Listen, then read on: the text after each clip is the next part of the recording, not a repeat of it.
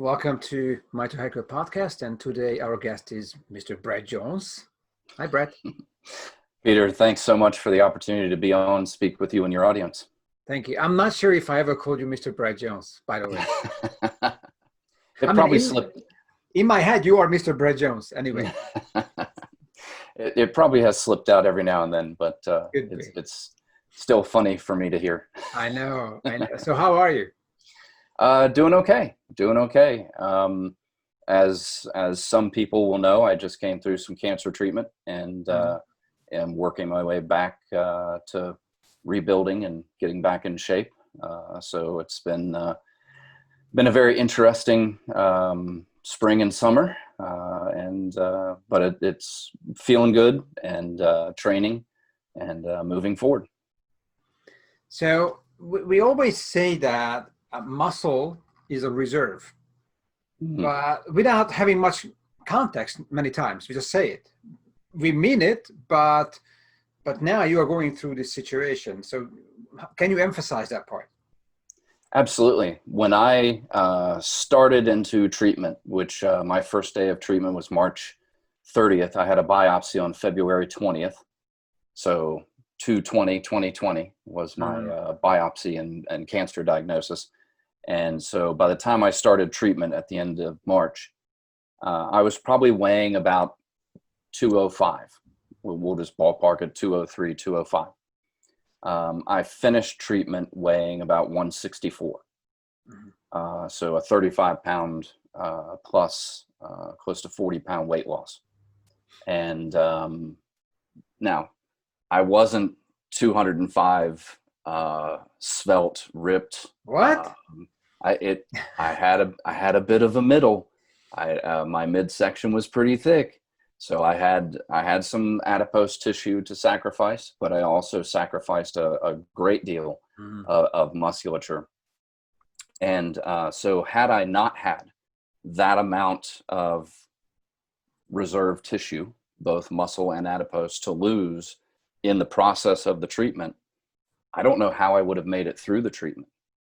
And the other aspect of this is that I went in, my training was actually going really well going into treatment. Like I was pretty strong. I was pretty fit. I was doing, working towards Sinister. I was getting in some good strength aerobic sessions, using a 36 and 40 kilo bell for my strength aerobic sessions and feeling really good. So my physical reserve, both in terms of conditioning and mass, allowed me to make it through a large portion of my treatment, doing pretty well. I actually had my docs. I had a follow-up visit with a speech pathologist and looking at they were radiating my throat and everything. And she's like, if I didn't know you had radiation, I wouldn't know that you had radiation. Like my recovery and my ability to handle the treatment was certainly assisted a tremendous amount by the fact that I went in with a good physical reserve, but also I had a good reserve of just tissue to sacrifice. So many times we say, muscle is as a metabolic currency, and that's kind of, we try to say that you can eat a lot more cheat meals probably because you burn more calories, right? So that's one thing. The other thing is naturally the aesthetics that, of course we are not interested in that one at all, but we know some other people are. So, but also this reserve. So now you are trying to build back the reserve, right? Which you had. I am. Hopefully with less adipose tissue around the middle, but getting my training back in, building back the lost musculature and strength, taking close to a 40-pound weight loss, certainly a big hit to my strength and conditioning, but smart training, everything will come back. The body heals, the body responds, and things will come back up to where I had them and hopefully beyond. And I'm pretty sure you are training every day till failure, right? So that's how you build muscle. You know, I went through my HIT Jedi period many, many years ago and was a one set to failure sort of trainer. Mm-hmm. And it was actually a workshop that I was at where I got challenged into the neurological aspect of training. Muscles are dumb. Mm-hmm. They only do what the neurological system tells them to do. And training to fail, and, you know, a window of doing that, fine. A regular diet of trying to do that, not the best thing from a recovery standpoint. And this is where, you know, people convince themselves that they're hard gainers. They convince themselves that, you know, they can only stress that muscle once every 7 days, Mm-hmm. you know, things of that nature. These things come about because that sort of steady diet of that form of intense training has a cost, and it does cost you your recovery. And, you know, I've accomplished some decent strength goals, and none of it was by training to failure.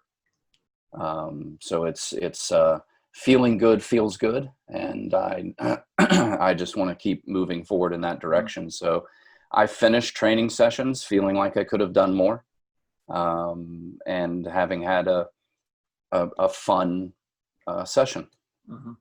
dare I say. Now, I'm hoping, you know, that probably a lot more non-strong first people are watching this than strong first people are watching this, Mm-hmm. hoping that, you know, we can get the message out a little bit more widely. So in that case, when they hear leave something in the bank, Mm-hmm. they might not know what are we talking about. So can you translate it, you know, for the community? Like, you know, in your case, I'm sure since you're not training to failure, you live in the bank, right? Absolutely. I'll tell a quick story. I was actually on vacation, and we struck up a conversation with this family behind us, and this young man was heading into a hockey camp, and they were kind of talking about his training and what he was doing to get ready for this hockey camp, and they wanted him working on his pull-ups. And so I just in process of getting into this conversation and, you know, just asking the question, what's the one thing you're kind of struggling with the most to improve? And it was pull-ups. And I said, well, how many pull-ups can you do? And I think he said it was somewhere in the 7 to 9 rep range. But his idea of training pull-ups was to go do a max set, try to do 7 to 9 or more reps, and then maybe eke out another set of 3 or 4, and then, you know, not be able to do any more pull-ups for that day. And so I said, how about this? I said, you can do 9. Could you do a set of 3? He said, well, yeah. I said, could you take a break and do another set of 3? Yeah. How many times do you think you could do that? He's like, I think I could do that quite a bit, you know, just with enough rest. I said, exactly. We can get 20, 30 pull-ups out of you 3 at a time. So working within this range, there is a misperception or a conceptual thing that people could really benefit from is, in order to improve something, you have to max it out. And when you look at the training routines of the best in the world, you're going to see a lot of work happens around 70 to 80% of their 1RM, and sometimes less.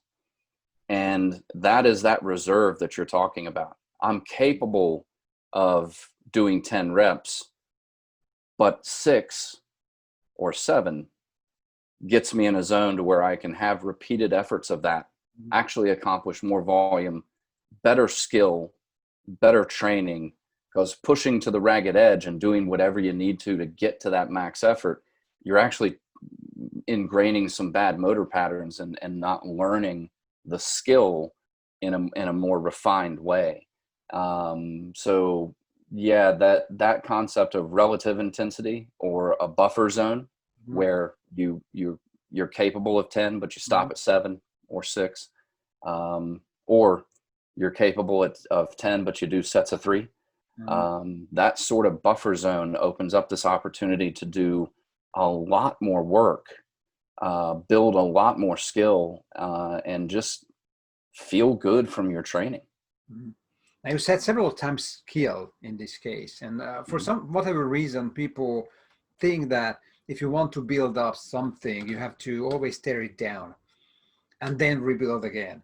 But what you are saying is more like, as we call, grease the groove, right? So like practicing. But when we talk about practice, we also there is a quality requirement of practice, right? It's Absolutely. like somebody who is practicing violin, I guess. It doesn't really make sense how fast they move the equipment, right? What Right. really matters is the outcome. What is the sound they can bring out from the violin. So isn't it an interesting thing that in a modern training that everybody wants to train till failure, which no question it will work until it doesn't. Right. And that's the skill aspect is very interesting because we tend to not think of physical training, whether that's kettlebell, barbell, body weight. We tend not to think of it in terms of skill. We tend to think of skill, and a musical example is a great example where we think that's a high skill activity. We tend to think of things like throwing a ball or being an athlete in a particular endeavor as being a skill, but we don't think of our physical training in that same manner. And if we would bring that mindset into our training, that we want to enhance our skill. Dr. Ed Thomas, another one of my mentors, has said that he never went to the gym to work out. Mhm, He went to the gym to learn. mhm, Now, in the process of learning, did he get sweaty? Did he get tired? Did he get in shape? Yes. But that wasn't the goal. The goal was learning the next progression, was enhancing the skill, mhm, going deeper into whatever it was. And he was working at a Turner Hall in Davenport, Iowa, which would be the old Turnverein system within an ancient German training system. And so, he was working on these skills with rings and pommel horse. And funny side note, the pommel horse was not a gymnastics competition apparatus initially. It was how you train soldiers to be better on horseback. mhm. And that's where the pommel horse came from a training standpoint. And so those skilled activities, well, if I'm swinging a bell or I'm doing a get up or I'm snatching a kettlebell, just to stay kettlebell centric because it's what I do, that is a high skill activity. That is something that I learn every time I swing a bell. And especially now while I'm relearning some of my grooves and coming back into my training, I'm learning a lot every time I touch a bell. And so I think if we switch mindsets and say, I want to be really good at this, I want to have a high level of skill. And now you can kind of enter into that conversation of the neurological aspects and this high level of intramuscular coordination, how that patterning is laid down in the brain, how the body is going to take action on that as directed by the neurological system. If we start bringing some of the skill mindset in there, we learn a great deal. Hmm. So what made you stick with the kettlebells? Because you pretty much joined early on, but what made you stick? Yeah, I got my first kettlebell late in 2001. Mhm, So coming on 19 years of using kettlebells, and it's honestly, it's just the effectiveness of the tool. I'm pretty utilitarian and simple. I'm not easily bored. So for me, diving deep, getting into one thing that's not a stretch for me. I'm not somebody who needs to be constantly entertained and switching from thing to thing to thing. But the impact and effectiveness of the kettlebell training just had me going, why do I need that other stuff when this is getting me everything that I want?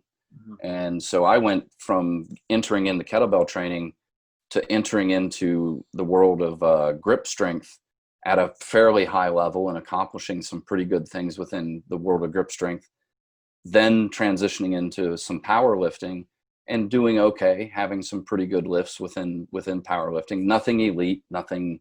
I wasn't a world record setter or anything like that, but I did okay. And then back into just, you know, all kind of focused on kettlebell training. So it was kind of wherever I decided to turn my focus, this base that I had from kettlebell training allowed me to go do something else at a pretty high level. Isn't that, we hear that a lot as a criticism, that, but it's too simple. So when, you know, when they ask us like, okay, so this 3 days certification, how many exercises I will learn? And we tell them like, well, you know, 6. And then they are like, what? You know, I want to so-and-so certification, and in 2 days I learned about 150 or whatever. So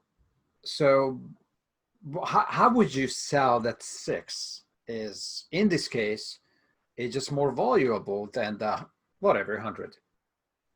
Yeah, boxing has 4 punches, basically.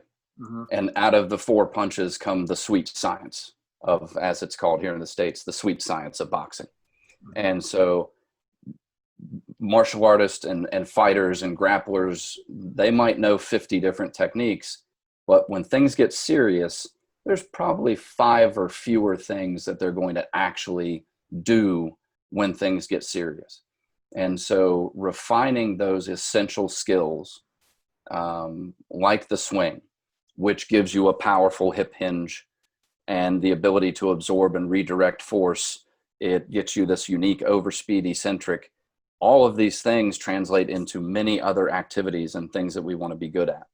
My ability to do these essential 6 kettlebell skills leads me into the level 2, where we expand into more double bell work and some other Olympic kind of hybrid lifts. So those essential skills forms the foundation. If you're talking to a martial artist, have you ever stopped practicing a front kick? The answer is probably going to be no.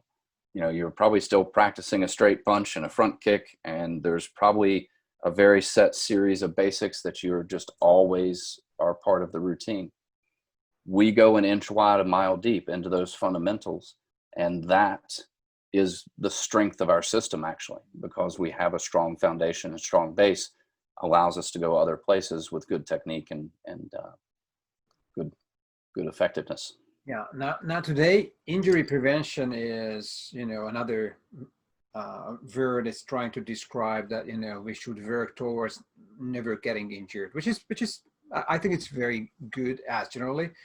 Mm-hmm. We reached a point when we are not training anymore, but doing all kind of stuff in the gym. I mean, not we, but we see people. And so how do you see that? Because at one point, you know, just we are not getting done anything in the gym except rolling around and doing this and that. And I'm not saying we should never do that. But so how do you see that? Well, you know, as you know, I also teach and work with functional movement systems and FMS. And I think having a movement baseline, knowing that I need my ankles to be something that is mobile and contributes to my kinetic chain, and checking in on some of these fundamental movement things allows me to set a baseline to say, okay, I've cleared the minimums. Now let's go take care of the other stuff. So for me, checking that movement baseline and knowing that I don't need to spend a lot of time regaining movement because I've already done that allows me to then focus on where my training needs to be. And where your training needs to be is on your weak links. And that's a bitter pill for a lot of athletes and for a lot of people in their training. We love to do what we're good at. Mm-hmm.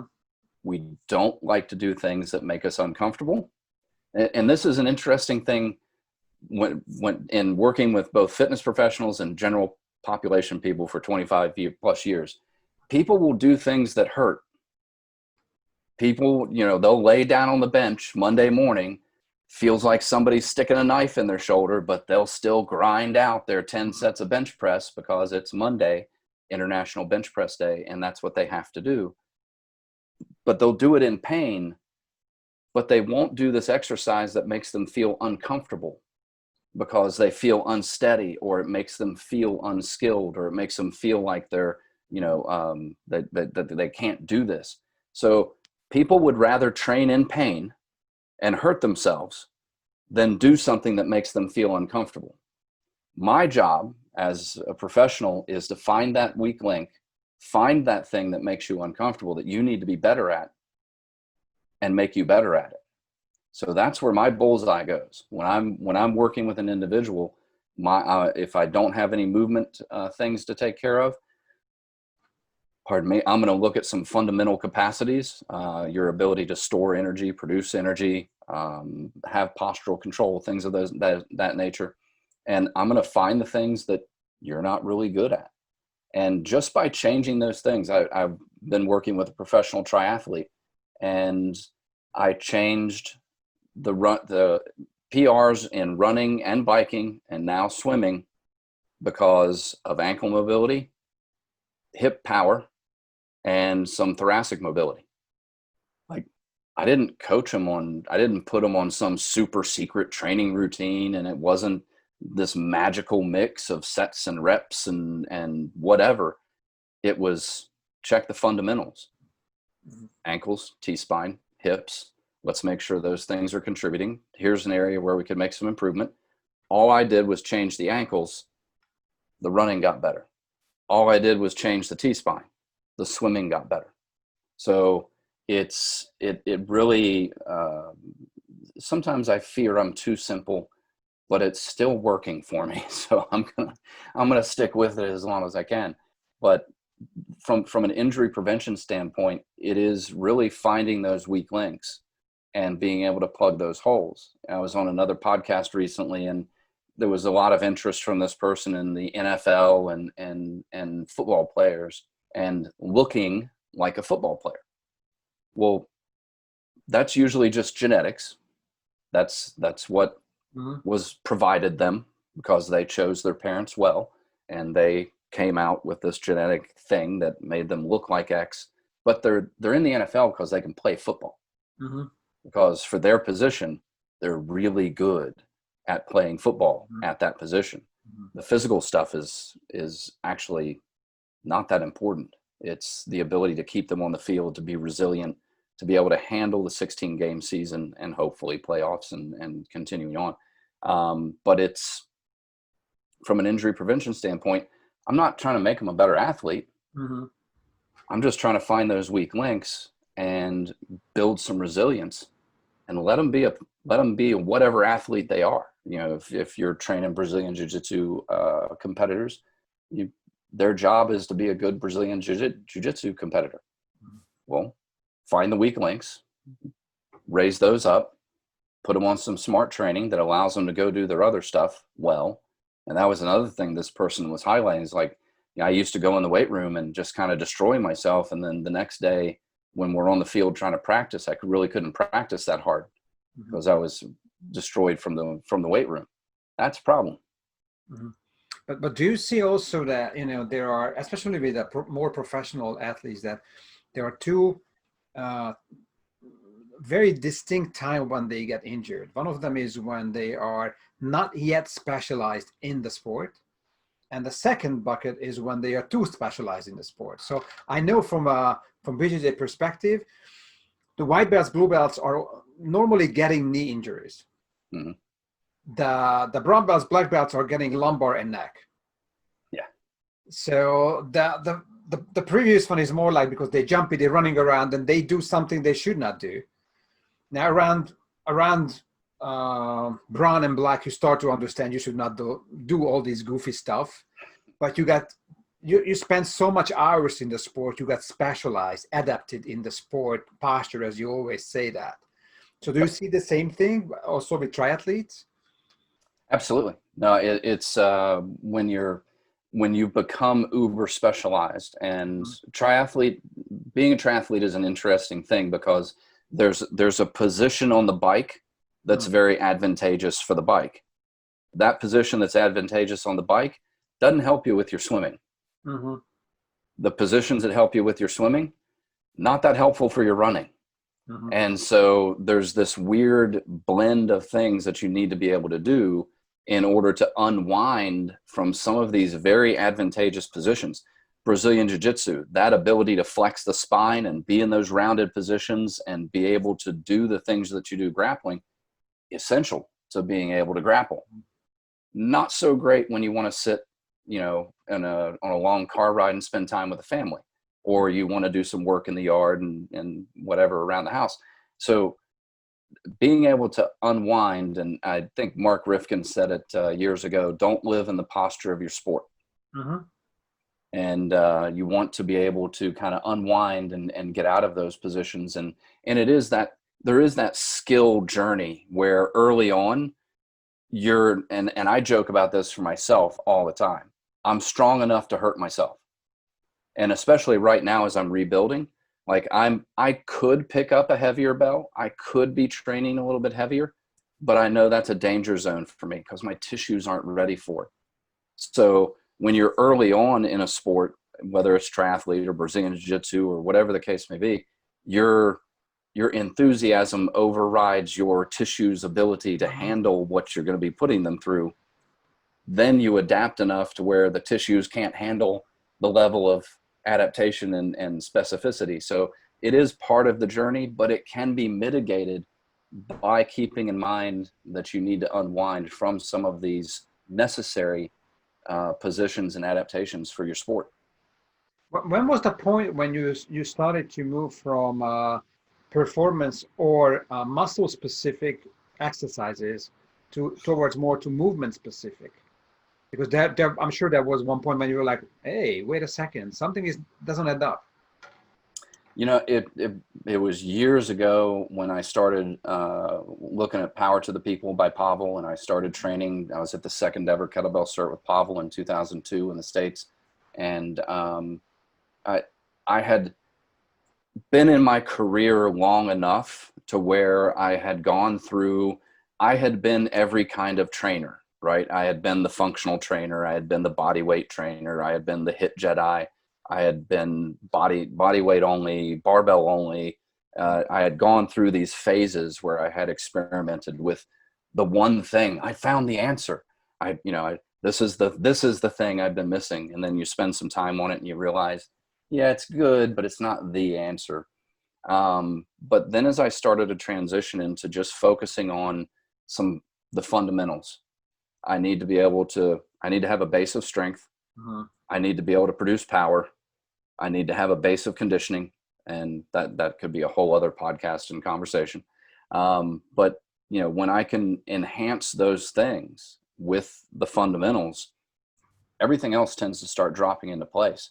So as a kid, yeah, I was a bodybuilding, Arnold's Education of a Bodybuilder and Encyclopedia of Bodybuilding by Arnold, and you tried to do the routines, and you wanted to be, you were experimenting with 6 different kinds of bicep curls when you would have been better off just squatting or deadlifting or doing your pull-ups.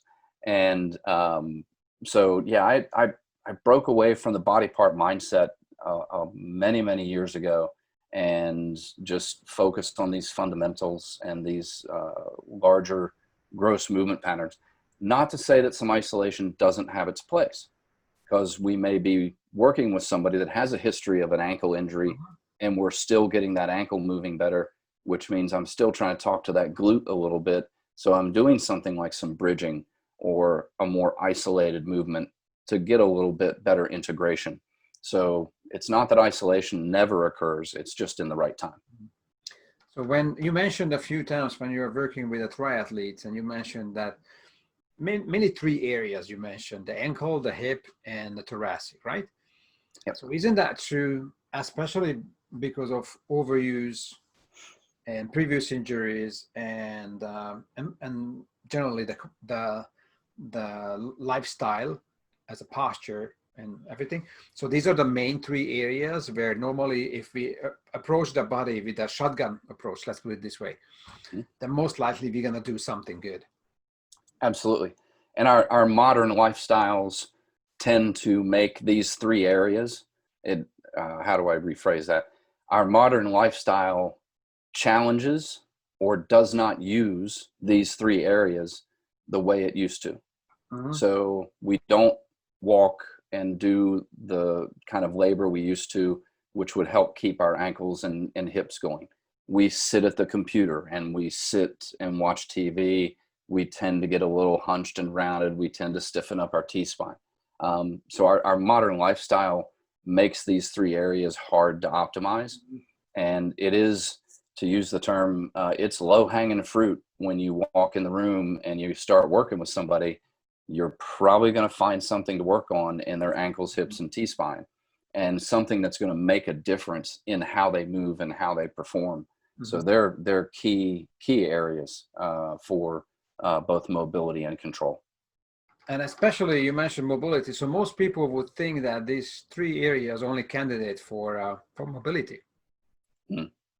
Right. And then comes the big surprise when it's not.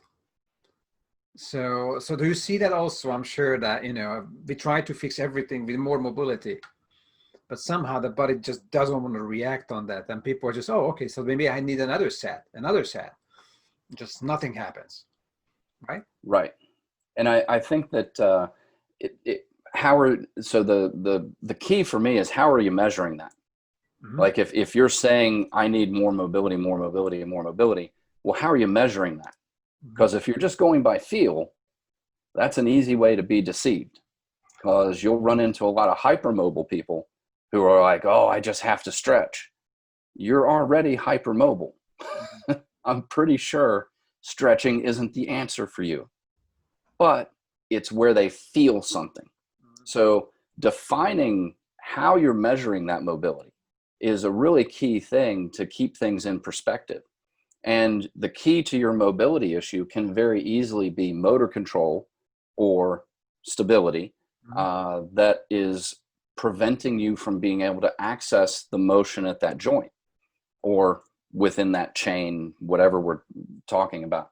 So you have to have a more global approach versus, there are times where you need to have very much a local approach. There are times where a joint mobilization, especially in the hands of a healthcare provider and professional, there are times where a joint mobilization will save you 6 months of frustration. It just unlocks things, but now you got to go use it and use it well, use it effectively. And so when we have the mobility conversation, I'm going to ask how you're measuring it. What did you do with it once you got it moving a little bit better? Because just getting it moving isn't the end all be all. It now has to integrate into whatever chain and whatever movements that you're going to be using that improved mobility for. Yes. Can you control it? Can you access it? But isn't that a very similar problem that, pretty much everybody is improving the core strength, whatever that means. But until things are not, in their own place, like until the pelvis is anteriorly, tilted, can we really improve core strength? And by the way, how do we measure core strength? So that is actually $10 million question that researchers actually do not have a really good way to measure this construct of core strength. And in my experience, most core strength activities are just abdominal activities. So people spend a lot of time working the abdominal musculature. Cool, that can be fine, but that doesn't mean it's part of the movement patterns and reactive type of movement. A lot of what we do is not at a conscious level. Imagine how frustrating walking would be if you had to think through the entire kinetic chain every step. Okay, now I'm going to push off my big toe and I'm going to flex this hip and swing this leg forward, and I need to extend my knee and decelerate my heel with my hamstrings, and I got to have my heel strike. And if you're trying to think through how to walk, walking's not much fun. And you can't think your way through throwing a ball. Like, there's so many things that we do that operate at this really subconscious programmed level.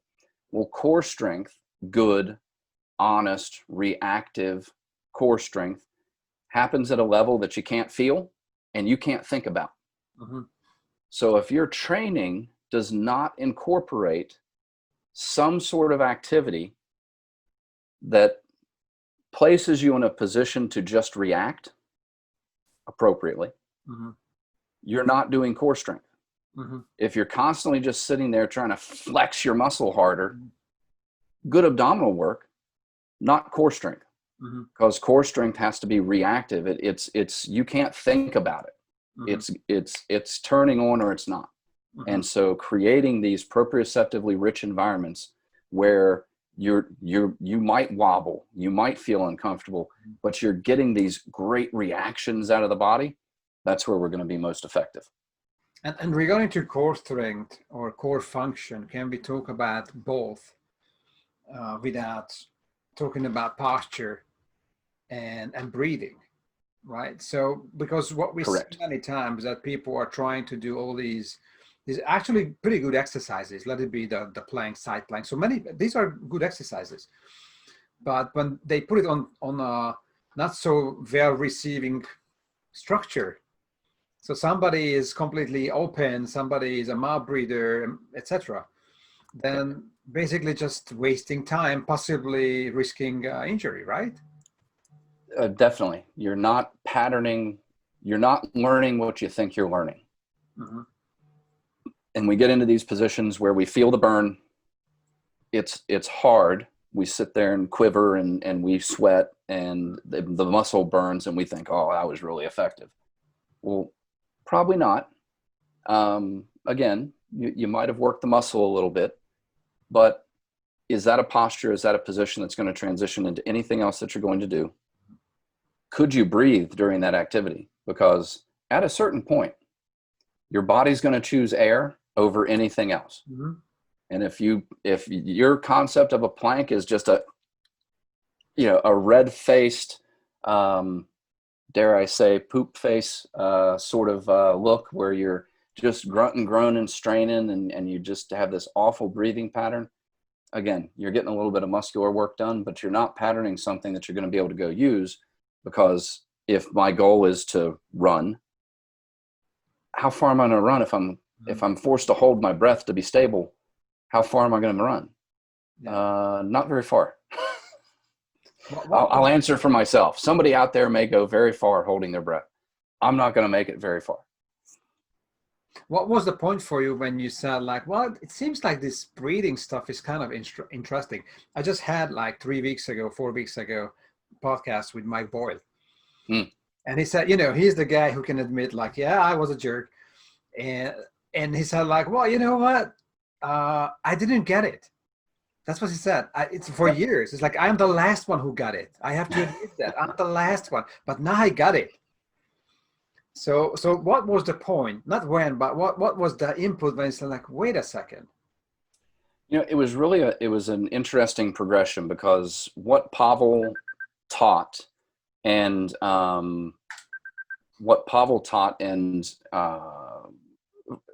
teaches very well is how to use the breathing from a performance standpoint, whether that's how to use your breath to relax into a stretch, Mm-hmm. whether it's how to optimize the breath for transferring force, whether it's optimizing the breath for performance in something like a snatch test or just doing the swing or something like that.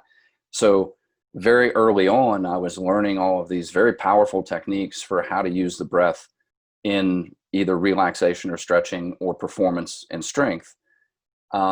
And then some experience with yoga, and then starting to work with Gray Cook and within functional movement systems, and realizing that just changing the breath and getting the diaphragm to do its job a little bit better helped people change their movement dramatically. And so it's kind of this neat progression from using the breath primarily as a performance tool into a movement tool, into understanding that if you go way down the rabbit hole to this idea of cellular respiration leading to the gas exchange in the lungs and how we maintain our O2 CO2 balance and cellular respiration, and then how we breathe, and the function of that breathing, both from the diaphragm and accessory musculature into our movement and performance. It's a deep rabbit hole that you can go down. But for me, it was just this interesting progression from, hey, some of these techniques that I'm using to optimize performance, relaxation, or flexibility, these also have a really nice impact on just movement in general. Well, why is that? It's because of the diaphragm and everything else. So it was a neat progression from Pavel to Gray to even looking early on at some of the Buteyko sort of work and things of that nature. And you've gone far deeper down that path than I have. I'm in the with rabbit Peter hole. McCallum. Yes, you. So, regarding to strong endurance, I mean, when this let's say product came out, I'm pretty sure. I mean, the leadership got pretty early material out of it, so we've been able to testing it, checking it, and etc. So, what was your first thing like? That's different, because that was my thing. I mean, I was working with Nazetkin, right? So who was working with the late Salyunov, Professor Salyunov. So I got some material already, and that was, for me, it was like, this is different. Yeah. But so I'm pretty sure most people got with strong endurance the same thing. Like, this is not how we learn to condition people. Well, in the fitness industry in particular, and I can remember my experience with finding this high intensity interval training. And so the industry kind of went down this path of people were coming in and saying, I've only got a half hour. You need to get me fit and accomplish my goals in a half hour. Well, you need 30 to 45 minutes of 65, 70% heart rate aerobic work just to start building your aerobic base. Well, now you're coming in and telling me you don't have time for that. Okay, so what am I going to do? Oh, well, we'll just make you work really hard for a really short period of time. And Pavel loves to refer to this as the cabbage soup diet, where, yeah, you go on the cabbage soup diet and you lose 10 or 15 pounds, and it's like, wow, this is great. But this is the most awful thing in the world, and there's no way I can continue doing this. That's high intensity interval training. Very effective for a short period of time, but then your body starts saying, yeah, I'm not happy about this. This is the cost of doing this is too much. And my main thought, I sat there and I had been speaking with Pavel on a regular basis about some of the protocols and the research, and he would blow by me in the first 5 minutes talking about all of this biochemical stuff within the energy systems. And I'm just like, whoa, this is really deep. But I came out of that in the first strong endurance workshop, and there was one question that I started asking myself: what is the cost of my training? And we're, from a financial standpoint, we do that all the time, right? What's my monthly expenses? I know the cost of this and X, Y, and Z, and I know the money I've got going in and the money I've got going out. And we do this all the time from a financial standpoint. We tend not to do that from a training standpoint. Like, we have this reserve, this recovery ability that I'm tapping into, and I'm tapping into it all the time via life, work stress, relationship stress in general, nutrition, sleep. There's all these things that are already tapping this recovery ability. Now I add my training to it, and I never asked the question, what is the cost of doing this? And I walked away from strong endurance thinking, what is the cost of my training? What is it costing me to do this? And when you start looking at it from that standpoint, having a more financial perspective on your training, well, I want to put a little in and I want to get a lot out. I want to understand the cost, and I want to invest and have a return on my investment. And so I walked away from that thinking, how do I train at a low cost with a high return? And that was really kind of the mindset for me, was just like, oh. And I've challenged people for a long time. What's the least, instead of figuring out how much you can do and still recover, what's the least you need to do to make progress? Mhm. Yeah. Let's start there. But And do you have to be kind of like older to understand this? Sorry. unfortunately, what's the saying? Wisdom comes from experience. Experience comes from bad decisions. Um, so yes, we tend to learn as we go that once we've experienced this high cost Mhm. training, Mhm. which usually comes with potentially some injuries and some scars, we tend to come out the other side of this going, man, I just want to feel good. Mhm. I want to be able to train. I want to be able to do the things I want to do. And I want to feel good. Mhm. And instead of being happy with how sore you are and how you got destroyed from that workout, trying to figure out how to feel good, unfortunately, is usually a conversation you start having later in your training career rather than sooner. And how much longer and better would our training careers be if we started asking that question sooner? Mhm. Hmm. But so just I give you an idea that, probably like 10 years ago, I would do something really crazy at the morning. There was one month, unfortunately it was the 31 days, but every morning I did the snatch test. Oh But gosh. I know, but yeah, around like week one, it was like, oh, it's still a pretty good idea, right?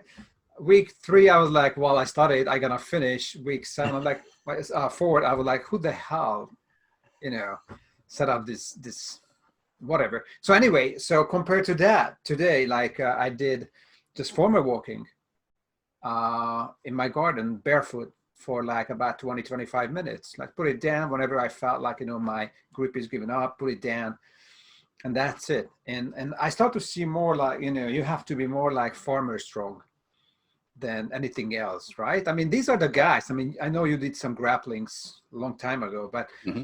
but these were the people that you don't want to grapple with, right? Right. The farmer guy comes in and you were like, no way.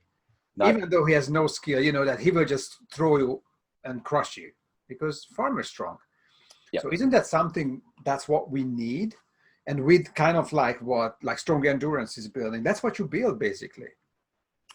It's, I'm going to go a couple different directions on this. And we, in ancient training systems, there was a martial component to the training. Mm-hmm. And typically it was the training of soldiers. Most of our training history or lineage comes from this idea of training soldiers or this martial training to respond appropriately to aggression, and whether that was defending your country or being able to defend yourself and your family. Mm-hmm.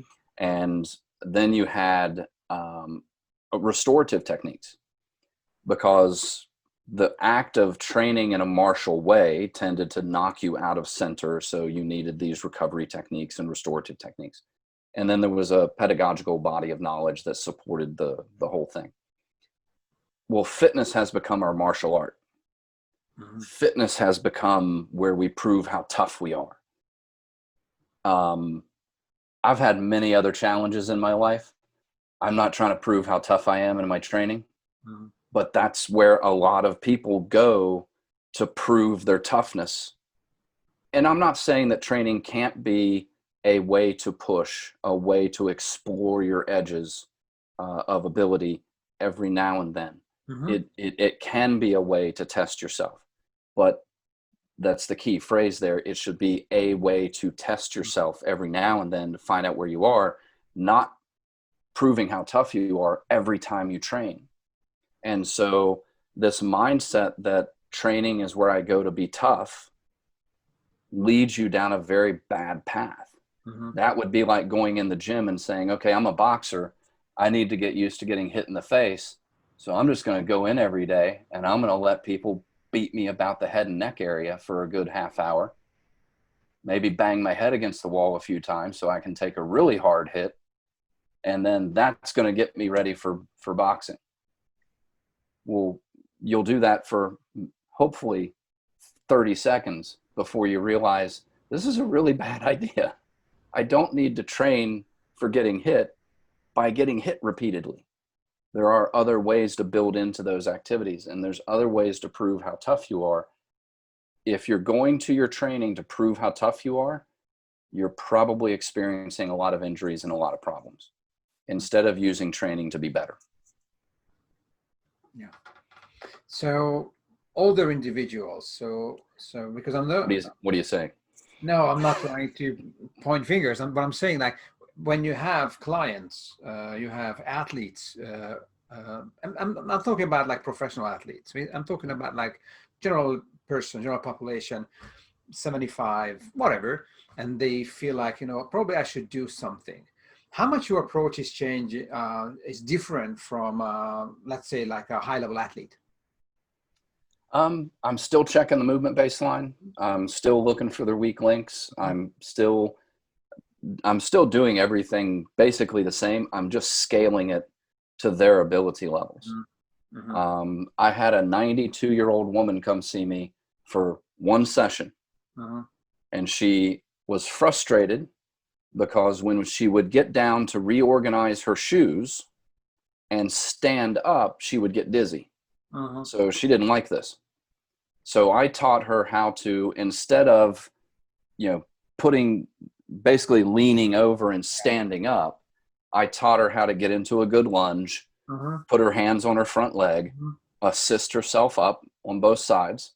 And we practiced this a couple of times, and she was done with me. She didn't want anything else from me. I had solved her problem, and that was it. And I try to take a little bit of that mindset with an older population is, what can I do for you? What's your weak link? What do we need to improve? That's what we're going to put our focus on, but we scale it to what that person needs to be doing at the time. So it's, essentially the same approach, just scaled to wherever that person is. So I really appreciate your time. It's almost an hour just flew away, as usual, when we are talking to each other. I really appreciate that. And I'm pretty sure that, that probably in 1 or 2 months, we could do a part 2. 100%. Another epic podcast with Brad Jones. Now, seriously, I really appreciate that. And, we send you all the love for your recovery. Thank you. And we just can't wait to see you again in person against all the madness around the world. Let's get everything else calmed down, and then I look forward to it as well. Thank you so much for the opportunity to be on, and I look forward to part 2. Thank you, sir. Thank you.